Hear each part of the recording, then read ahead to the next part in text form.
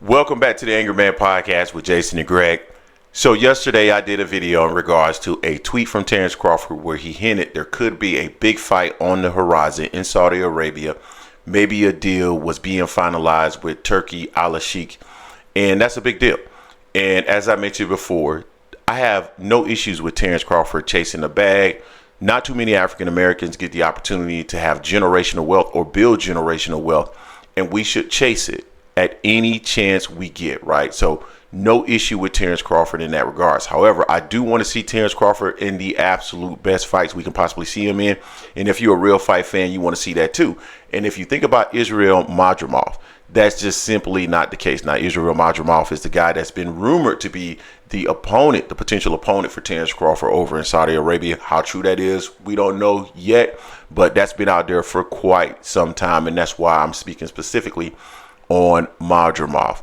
Now, as I mentioned yesterday, as a part of the conversation on this particular channel, I talked about the fact that at the end of the day, I want Terence Crawford fans to stop with the whole notion that Terence Crawford is chasing legacy, right? This is about Terence Crawford's opportunity to become 3 times undisputed, because I had been pushing the narrative, if you want to call it that he should take the opportunity to face a Jaron Ennis. I would love to see him in there with Boots. I think that would be an amazing fight.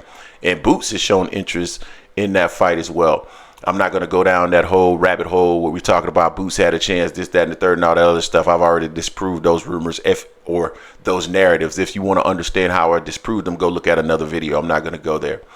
But at the end of the day, Madrimov does not really bring a whole lot to the table in terms of his legacy. And in reality, this is not the first step for Terence Crawford in terms of becoming 3-time undisputed in his third weight division. It's not his first step in doing so, because you still have to go through the PBC. So WBC and WBO is still Fundora. Then we have the WBA champion, who is Madrimov. The champion recess is Mel, and the IBF champion is a gentleman's name that I cannot pronounce. I'm not going to even try. I don't think he's with a main promoter, if I'm not mistaken. I have to go look it up. But at the end of the day, all roads still lead through the PBC in order to become undisputed. So, and I think Terence Crawford understands that he's not going to get the opportunity to become undisputed. I just think this is an opportunity to grab a bag, right? So when Terence Crawford has made certain moves within the sport of boxing that I have deemed to be okay, it's you can do it. I don't know if it's a move I would do, but it's a move. It's fair. What I hear people saying is that, you know what, Terence Crawford, you called him bad business bud and this, that, and the third, and I did make a reference to his business acumen in the past. And Terence Crawford, he got a huge payday with Errol Spence. You got to give him credit for that. And people come back to me and they say Terence Crawford is playing chess, not checkers. And that's perfectly fine. There's nothing wrong with that. That's what he should be doing. But then when other people play chess the same way Terence Crawford does, then everybody's crying foul, right? So it's interesting. I just saw this here. So his opponent that he was trying to get, this Madrimov guy, so here today, Dan Raphael announced that per a source that he has, Jamel Charlo has invoked his right as WBA 154-pound champion in recess to be next opponent for titleist Israel Madrimov via letter sent this week to the WBA, which means that they have blocked that opportunity for Terence Crawford. So if Terence Crawford is fighting an opponent in Saudi Arabia, it won't be this guy and it won't be for a title. So I don't know if he'd have the opportunity to try to fight the IBF champion. Maybe he could fight him over in Saudi Arabia. Maybe that's the route he'll go. But Fundora, WBO, WBC out, WBA, Mel just stepped in. And I'm not even sure if he was going to get the Fundora fight, because it seemed like Spence was going to be able to sidestep him there. And then you got this gentleman. Let me see if I can find his name really quickly. I'm going to try to pronounce it. His name is Bakram Murtazali.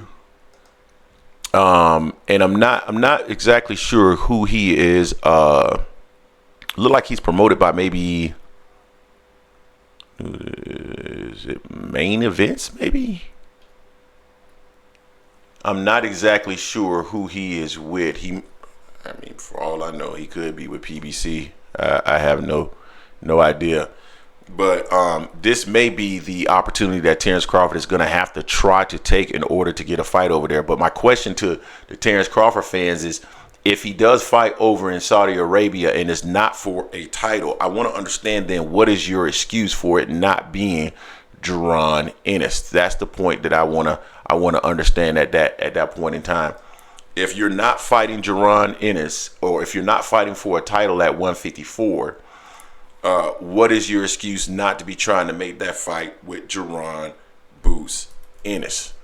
Help me understand at that point, because you guys have made every excuse up under the sun in terms of why this man should not face Boots.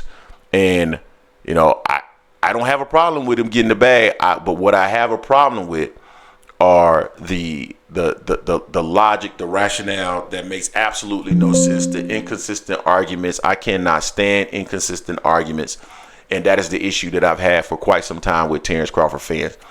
If the IBF champion, the guy that I just told you, Bakra, if he is unavailable, we know that Fundora is unavailable, and Mel has stepped in and played a little bit of chess to block Madrimov, then who is the opponent? What is your excuse? If Terence Crawford goes over there to Saudi Arabia and fights a guy that's not a champion at 154, what is your excuse? What's the rationale behind that outside of Terence? And I don't have a problem with Terence Crawford going over to Saudi Arabia and fighting a guy that's not a champion for a big bag. No problem whatsoever. But what's your justification then? The bottom line is this. Crawford is willing to fight a guy that is not accomplished. He's okay with that as long as the risk is low and the reward is high. And I don't have a problem if we are admitting that, because Terence Crawford is 36 years old at the time, and he doesn't want to get into the ring with a 26-year-old. Okay, I can accept that, right? But what I can't accept is that, oh, Bud has did this and he's done that and he deserves this and he deserves that. You deserve what you get because you were able to fill arenas and put cheeks in seats. That's what you deserve. You don't deserve anything based off of your resume.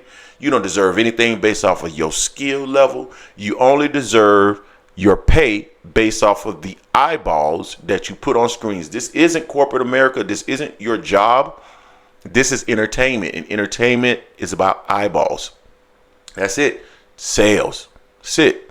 So I would, you guys tell me what you think. I mean, is this a move from Al? You guys say Al has been blocking Terence Crawford for the longest, not giving him the opportunity to face Errol Spence.